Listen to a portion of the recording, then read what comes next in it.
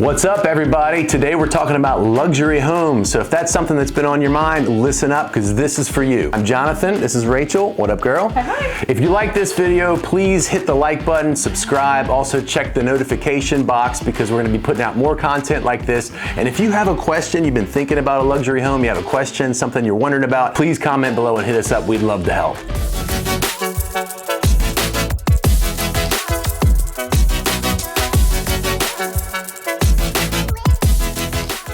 So we just moved into our first luxury home, which by definition, a jumbo loan is $548,250 and north. So we just moved in. Like, if you could go back and know more about the whole luxury home process, what do you wish you had known? Oh, you know what? I wish that I would have talked to my accountant and my loan officer, even got them both on the same page.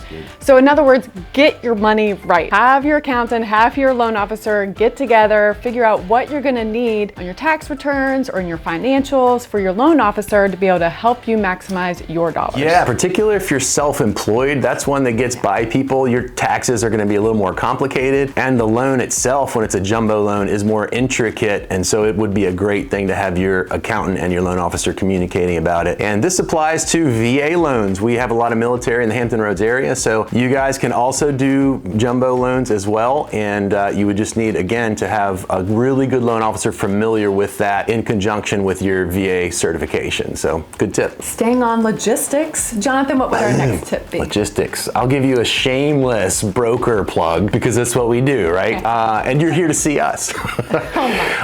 Yeah, hire a broker that knows what they're doing. And there's a lot of reasons for this. This is really kind of reason number 2 and reason number 3. But having somebody who's really plugged in, particularly into the area, the geographic area that you're searching. A lot of these sellers are private by nature or busy professionals by nature. Some of these showings have limited hours. They rarely do open houses. Sometimes they don't even have a sign out front. So you need a broker that's kind of plugged into that information highway, so to speak. So seclusion of listings, a lot of times they just don't put their information out there, and it's not necessarily as easy as just picking up the phone call and scheduling a showing for the afternoon. Yeah, so that's kind of what I'm thinking. It would probably be good if they knew how to find a broker. So how would you suggest someone go about finding a broker? Google thatfitteam.com. That's us, by the way, of course. You know, you definitely want to find someone who is highly experienced, because in the luxury market, you're really going to want to make sure that that contract is written tight and into your best interest. Yeah, for sure. Also negotiation. How about that? That's another thing to keep in mind, and we're just kind of freestyling with tips here, but the reality is in this market, both buyers and sellers are extremely interested in getting the best that they can out of their dollars. So having someone that's experienced on both buy side and sell side is going to behoove you, because you're probably going to be in a negotiation kind of situation. Everybody this is America, and everybody wants to get the most they can get. However, it is still possible to empathize with the other party and come up with a win-win situation. A lot of times families love to move in other families that really can appreciate the home. So it behooves you also to create empathy with the sellers, and we have another video on tips about how to do that. But yeah, I think hiring a good broker, making sure that you're kind of prepared to negotiate, and if you can, find a way to get to know the seller and empathize with their situation so that at the end of the day you get what you want and they get what they want. So there's way more. What's another good tip? So people are out there, they want a luxury home. What else do they need to know? Next up,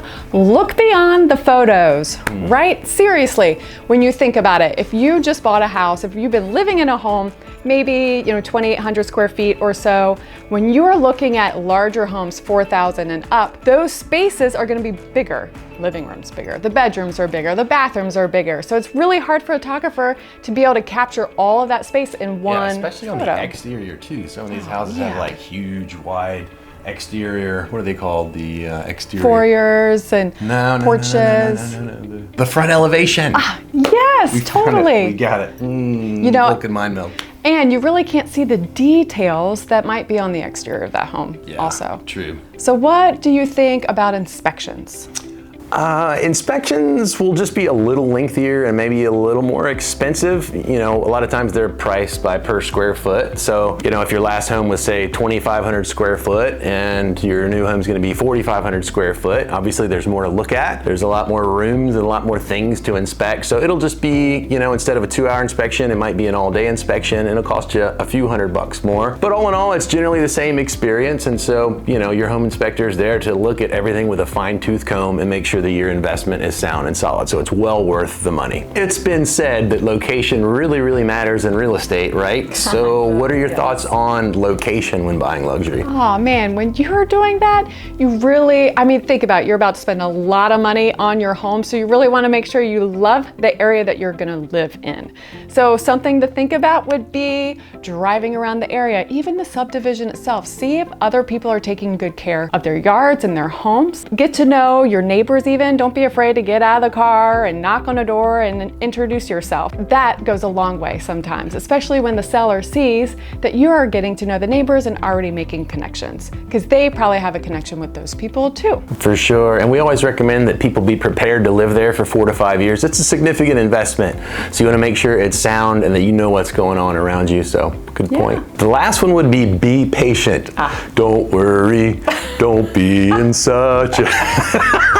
Can you tell we've had kids? But yeah, no kidding. Be patient. It's a process. It may take you a while to find that gem. Again, can't stress enough. This is a big investment for you. So you're going to make sure you take your time, thoroughly complete your due diligence on the search process. But once you find a home that you can make work, don't let small things stand in the way of a really cool house or your dream home. Paint can be changed. Flooring can be changed. Cabinets, countertops can be changed. So the big thing is the space, the layout. Does the home, like the bones and structure of the home, provide you with what you and your family needs? Everything else can be worked out. So that's what I would recommend. Is that all of our tips for the day? Yeah, I think that's a good ending point. Very cool. I'm Jonathan. This is Rachel. We are That Fit Team. Thanks for spending some time with us. We are professionals in real estate and passionate about people. We'd love to work with you on your luxury home. Give us a call.